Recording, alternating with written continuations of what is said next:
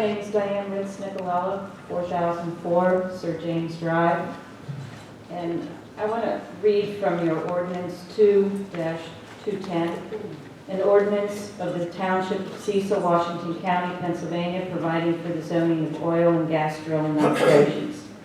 Whereas the Cecil Township Supervisors have the power to protect the health, safety, and welfare of, and I'm adding, tax-paying and voting people and property in the township. Whereas the Cecil Township Supervisors believe that it is in the best interest of the, and I'm adding, tax-paying and voting residents and citizens that the township be provided certain information prior to commencement of oil and gas drilling operations. We did not know that this was going to be 1,000 feet from our clubhouse. And I was just wondering, when the new Windsor Woods property was zoned, what was it rated? Was it R1, knowing that you're going to add almost 200 more homes? Dan, Do you know when it was zoned? what is Windsor Woods zone? R1? Oh, it's a PRD. It's been a PRD. Oh, right. It's been a PRD for 15 years. The developer brought the PRD back to life. Right. What's a PRD? A planned residential development where there's mixed use, mixed type of homes. So then you don't rate it as an R2 when you have 200 families in that area? I don't understand. R2 is a zoning designation. Right. So when people come in for a planned residential development, you can apply for it's another type of zoning within an R2 that you can increase the density related to that. But that's certainly not a healthy environment to have fracking 1,000 feet from your home. I'm not commenting with that. I thought you asked the zoning question. I'm not commenting on the fracking. Okay. I have some pictures here. At the last meeting, in June's meeting, you were talking about the Traditions of America plan that's coming in, and that the roads are 22 feet wide. Well, this is just down by the train trestle, and it's 15 feet wide at the train trestle.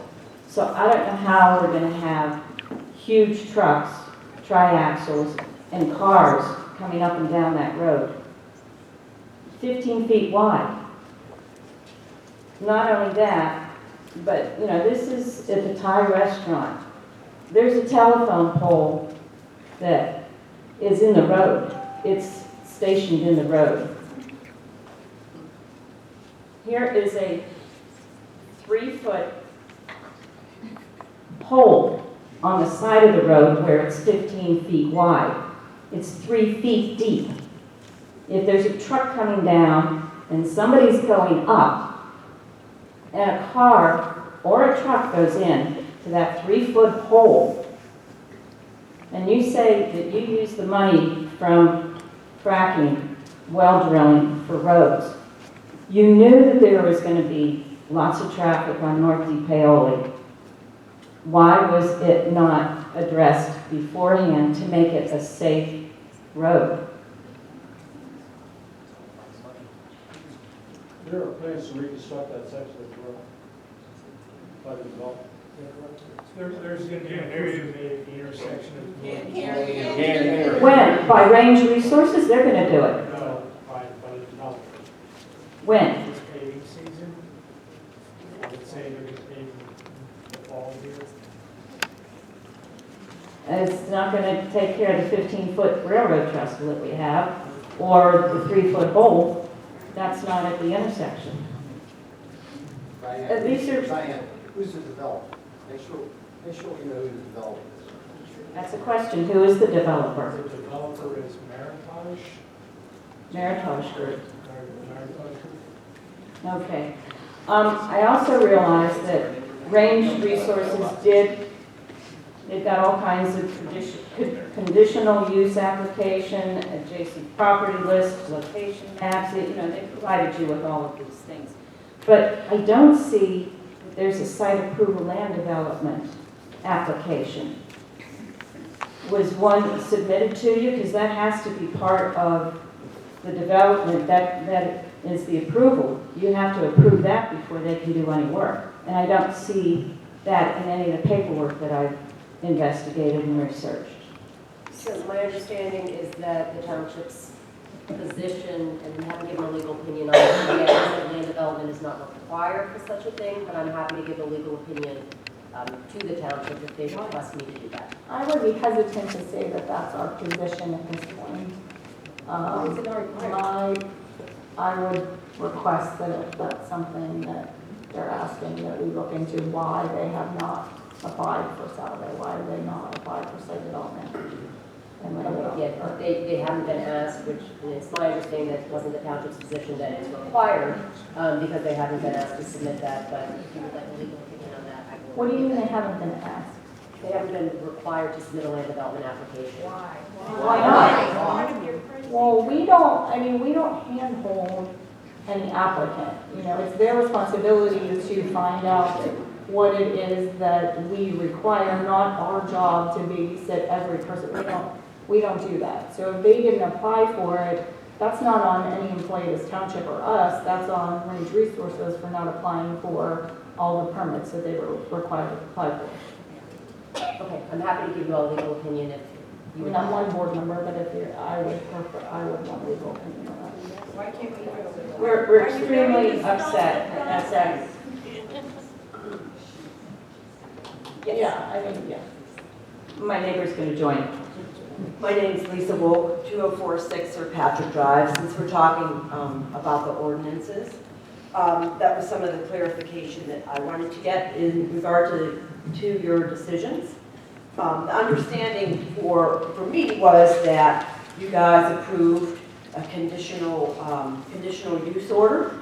I guess with tonight's discussion, it really leaves me questioning whether or not you guys actually understand and utilized your own conditional use ordinances to evaluate and approve this conditional use for Range Resources. With Diane bringing up that plan, no one really knows if that was submitted.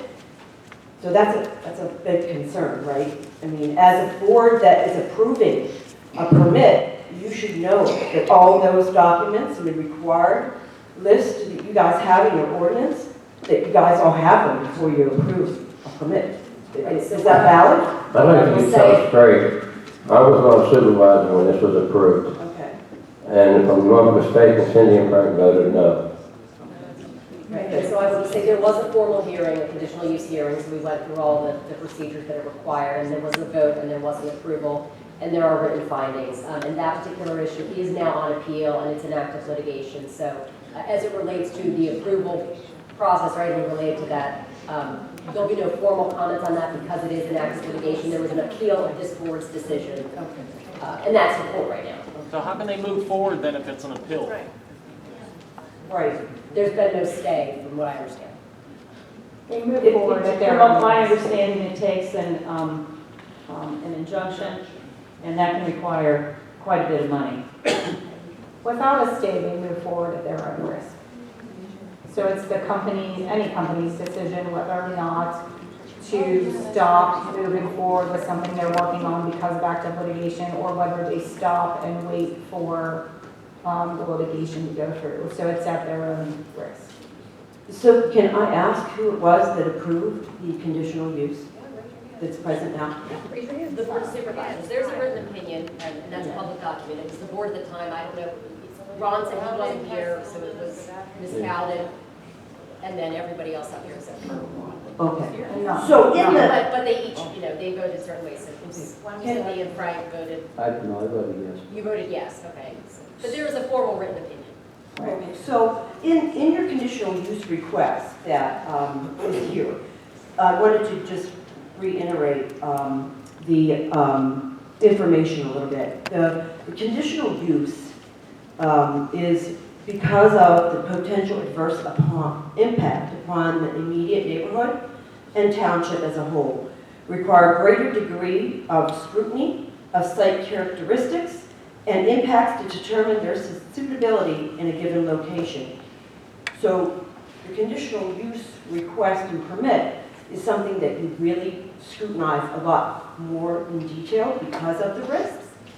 So my concerns really come into the fact that under your standards for conditional use, number one is in the fact listed as conditional use within the specified zoning district involved. Will be harmonious with and in accordance with the general objectives or with any specific objectives of the township's comprehensive plan in this chapter. Number three, will be designed, constructed, operated, and maintained so as to be harmonious and appropriate in appearance with the existing or extended characteristics of the general vicinity and will not charge the essential characters of the same area. Will not be harmful, hazardous, and disturbing to existing neighboring uses. Number seven, will not involve uses, activities, possessions, material, equipment, and conditions of operations that will be detrimental to any personal property or general welfare by reason of excessive production of traffic, noise, smoke, fumes, glare, or odors. Number eight, will have vehicle approaches to the property which shall be designed so as not to create interference with traffic or surrounding public thoroughfares. I believe if that's the requirement and that's what needed to be scrutinized, I'm a little concerned about the decision of that approval.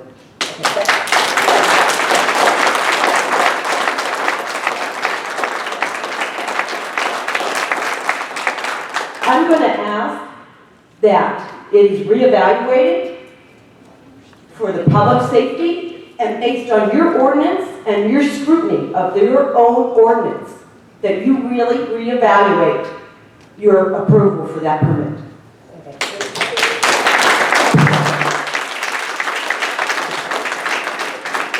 To be clear on that matter so that you understand that this board did vote on it, there is a formal opinion, and it is on appeal, so it is being litigated.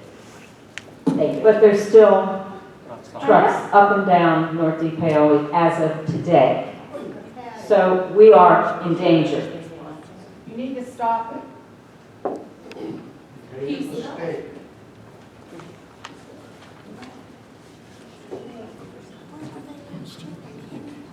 My name is Barb Jarrett, and I live at 4027 Sir James Drive. My husband Ed and I had bought that house in October of 18. We too did not know of this development, obviously. I mainly want to restate the petition that came through with my other neighbor, Diane DiDonardi. Items number 6, 8, 10, and 13 are all very key points about safety. It's all about safety, folks. I don't care if it's your children, your grandchildren, or yourself. When you go to work in the morning, you hope to come home at night in one piece safe. And the other thing I want to state is that road is deplorable. Coming in and out of there, I leave for my job very early in the morning. It's pitch dark. I have to worry about the deer. As they both stated about that hole down there, I helped find that hole with her. We marked it. It is super deep. When you're coming up and down there, if there's two SUVs, trucks, whatever, we're all inching over trying to stay safe. My God, if something happens with one of those trucks, it's on you. I'm sorry, but this is a safety matter. That's said and done.